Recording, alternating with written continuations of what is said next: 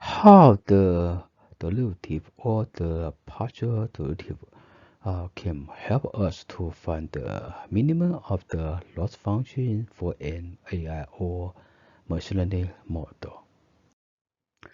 We begin from the slope of a straight line. Given a straight line, if we also know 2 points on this straight line, then the slope is equal to the difference of the y over the difference of the x. So, from the definition of the slope, if the slope is positive, then the straight line is going up. This means when x is increasing, the y is also increasing. Similarly, if the slope is 0, we have the horizontal line. And if the slope is negative, the straight line is going down. From the definition of the derivative, if we want to find the derivative of a function at a point x, first we increase x by h to get the second point. Then we compute the difference of the function of the difference of x for these 2 points.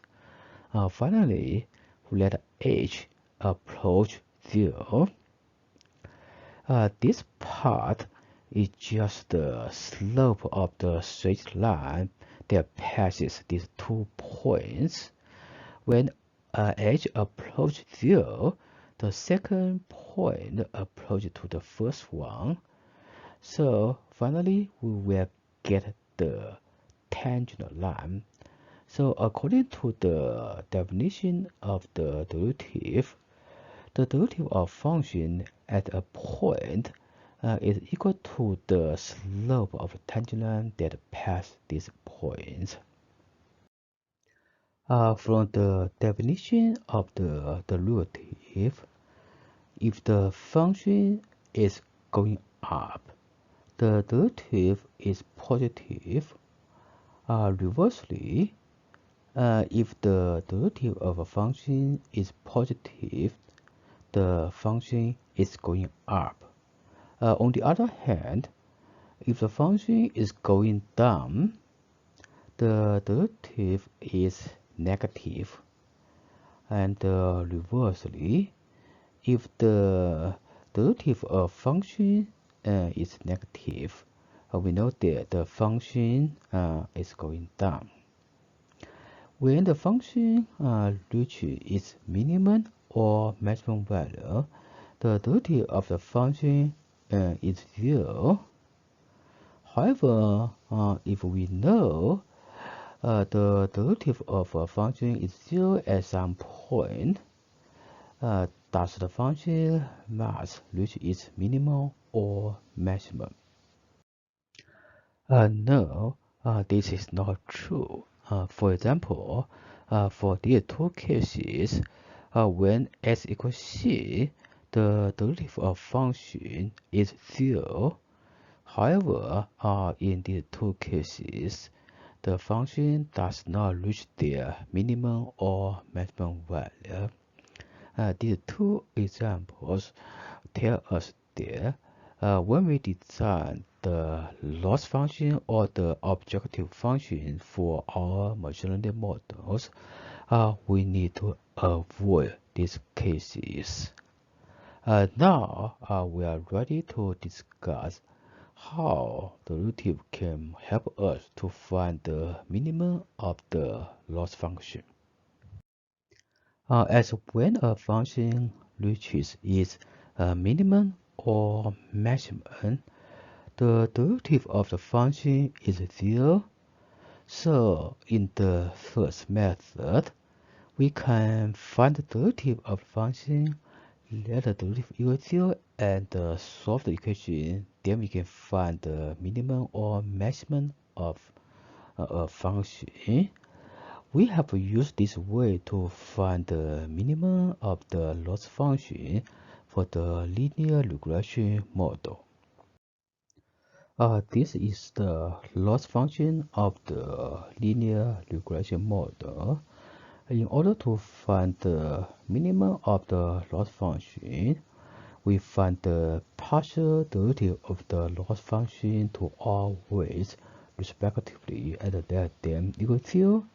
After we solve these equations, we can find the weight such that the loss function has its minimum value.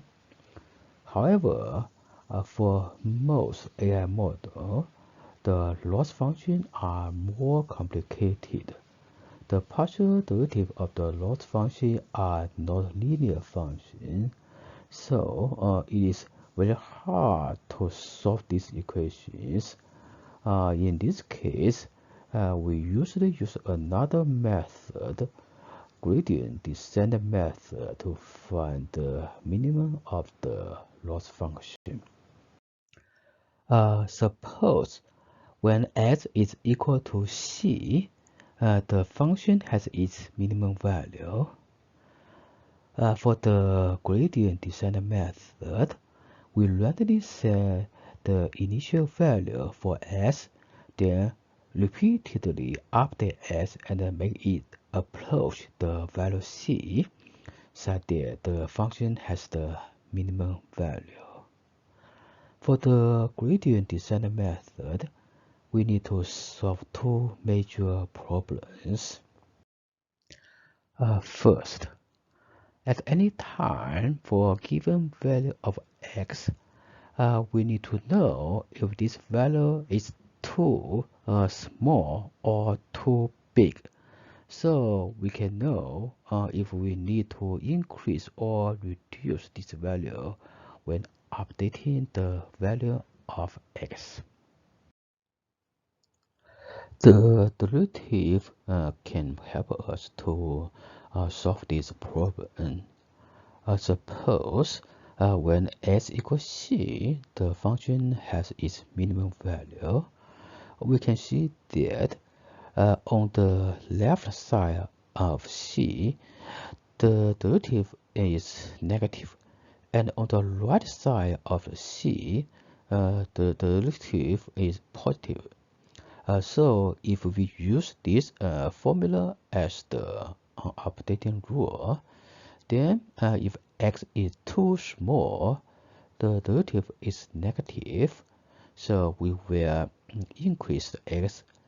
And if the x is too small, the derivative is positive, so we will reduce x. By the way, if we want to find the maximum value of a function, we can use this formula as the updating rule. For the second problem, we want that for the updating rule, when x is approaching c, the step size should become smaller and smaller, because if we use a fixed step size, we may have a problem to reach the point that the function has its minimum value. For example, if we use the fixed step size, then after we reach A, then we will jump to B directly. Then the x is become too big. We will jump back to A because of the fixed step size. So we will always jump between A and B and never can get closer to C. The good news is that the derivative also helps us to solve this problem by adjusting the step size in the process of approaching the minimum or maximum of a function. Suppose when x is equal to c, the function has its minimum value. We can see that when x is equal to c, the derivative of the function is 0, and when x is approaching c from left side and the right side, the derivative of function is also approaching 0. This means when x approaching c, the step size is becoming smaller and smaller. Until now, the functions we have discussed for finding the minimum or maximum have only one variable. Then how about finding the minimum or maximum of a function with multiple variables? As for the loss function from machine learning models, they usually have many variables or weights. In fact, the methods are very similar, as when we use a gradient descent method to update all variables, we update them independently. When we update one variable, we consider other variables as constants.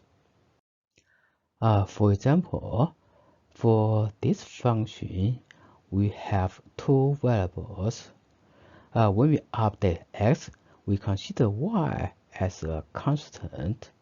When y is a constant, then we will have this curve. This is a function of x. After we find the partial derivative of function to x, we know we need to update x in this direction. Similarly, when we update y, we consider x as a constant. When x is a constant, we will have this curve. This is a function of y.